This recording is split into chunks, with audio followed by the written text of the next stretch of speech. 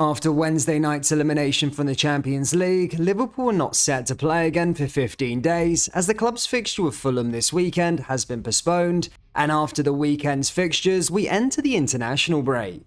Despite there not being any fixtures coming up for Liverpool, there is still a ton of Liverpool news to go over, of which we'll share with you in today's video.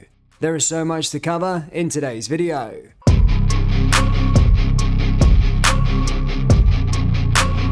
And hello everybody, welcome back to the channel guys. Before we get into today's video, as always, please do smash that like button and subscribe to the channel for daily Liverpool content.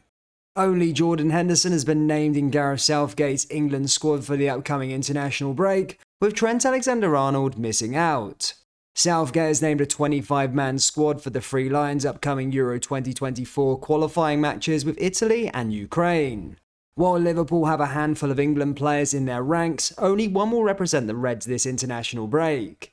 Alexander-Arnold and Henderson were both in the World Cup squad at the end of last year, but only the captain has kept his place despite his recent illness. The Liverpool captain missed the trip to Real Madrid due to illness, but is evidently expected to be back in full health ahead of the return of the international break. Liverpool's number 66, meanwhile, has been omitted from the England camp, but even he had been selected, there would have been no promise of minutes, having played just 95 since the start of 2022. While a personal disappointment, it will not be considered the end of the world for Liverpool, with Alexander-Arnold having played the third most minutes, 2,785 of any Red this season.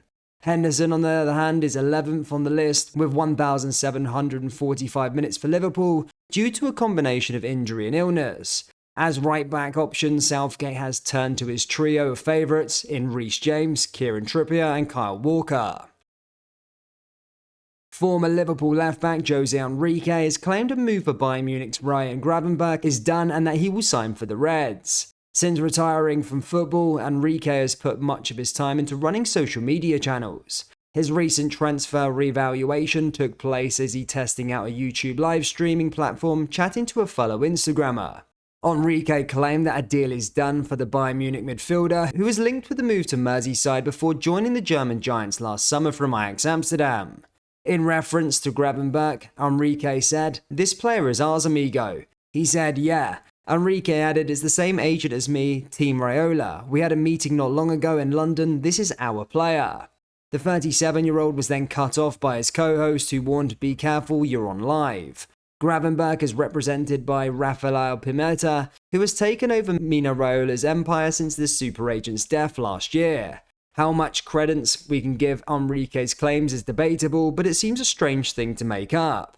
Pimenta was also seen at Anfield in January, and her client Gravenberch has long been linked with a move to Merseyside. Last month, Sport 1 chief reporter Carrie Howe said that Liverpool are interested in the youngster and that his name has been mentioned more often by those responsible. The midfielder signed for Bayern Munich from Ajax for £20 million last summer, but has only played 90 minutes twice for the Bavarian Giants all season. Midfield is a position Liverpool need to strengthen, and Gravenberch could be a good option along with a high-profile acquisition, such as fellow Bundesliga player Jude Bellingham.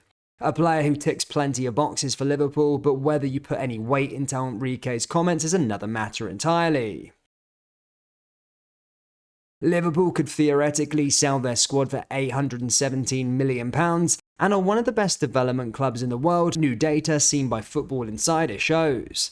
A study by eToro and the football data site Transfer Market shows that Liverpool's squad, which cost £622 million all told, is now worth £817 million, making it the fourth most valuable squad in world football. Only 9 clubs, including Premier League peers Tottenham and Arsenal, have battered Liverpool's £195 million surge in player value, with Bayern Munich topping the list with a staggering £480 million upswing on players purchased at £393.4 million. The report attributes the Premier League's player development success to consistent exposure to the best football in the world and coaching standards par excellence. The Premier League, however, is not remotely close in being the most profitable in the world when it comes to the academy production line. That metric is dominated by clubs from Portugal, with representatives from Dutch, Austrian, French and Danish leagues also among the most prolific when it comes to producing rising stars. Sam North, an analyst at eToro, suggests that football is in the bull market, which explains why Premier League clubs are so often held to ransom in the recruitment department. Liverpool smashed their transfer record to sign Darwin Núñez for £85 million last summer from Benfica, who incidentally have the most profitable academy in world football. The Reds' recruitment team has been exalted in recent years and has helped Jurgen Klopp win 5 major trophies on Merseyside. Stefan Bajcetic's breakthrough season has come to a premature end due to an injury, another untimely blow for Liverpool as they head into the final weeks of the campaign. On the eve of the trip to Real Madrid, Jurgen Klopp revealed the 18-year-old had suffered a stress response around the abductor area. The initial prognosis of it being absolutely bad did not bode well, and now we know the full extent, with the teenager confirming his season is over with 12 games remaining. He said, "Unfortunately, I've picked up an injury that will keep me out till the end of the season. It's very sad to say goodbye to this amazing season for me, but I understand this is a part of football and will only make me stronger physically and mentally. I would also like to say thank you to the Reds for all the support throughout the season, and I assure you I'll do my best to be back stronger than ever." At the start of the season, you would not have foreseen the 18-year-old becoming a pivotal member of Klopp's midfield, and his absence is proving to be a big blow. But it is just that for Liverpool as they look to salvage top 4 from an otherwise forgettable season. It's the latest in a long list of injuries that have struck the Reds in the 2022-2023, with only 5 senior players having yet to miss a game due to injury.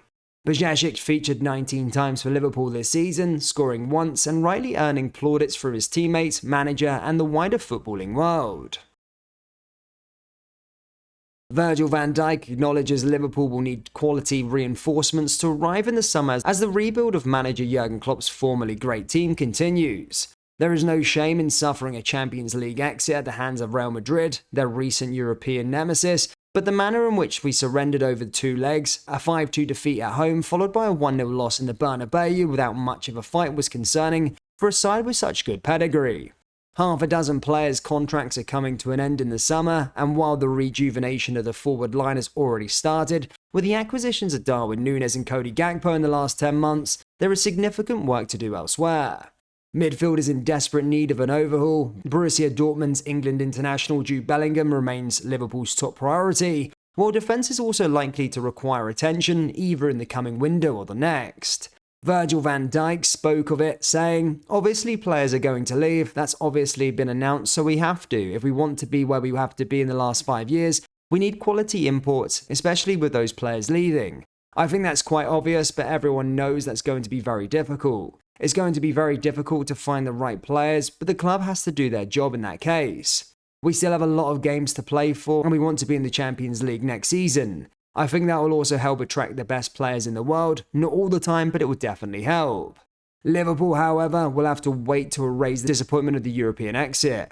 The international break having been knocked out of the FA Cup means they will not play again until next month, when they make the trip to long-term Premier League rivals Manchester City.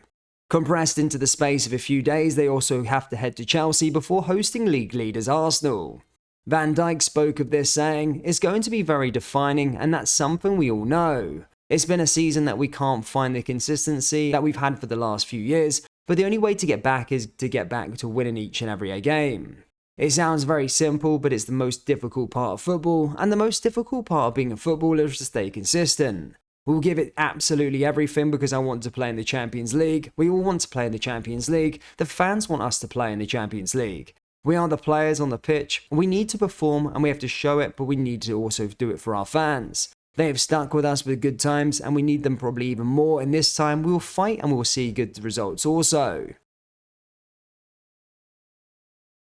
Liverpool fans, what do you make of Enrique claiming the Gravenberch deal is done? And how many players do we need to sign this summer? Let me know your thoughts down there in the comment section below. That brings us to the end of today's video. Please do smash that like button and subscribe to the channel for daily Liverpool content. Thank you, and I'll see you all next time. Take care. Peace.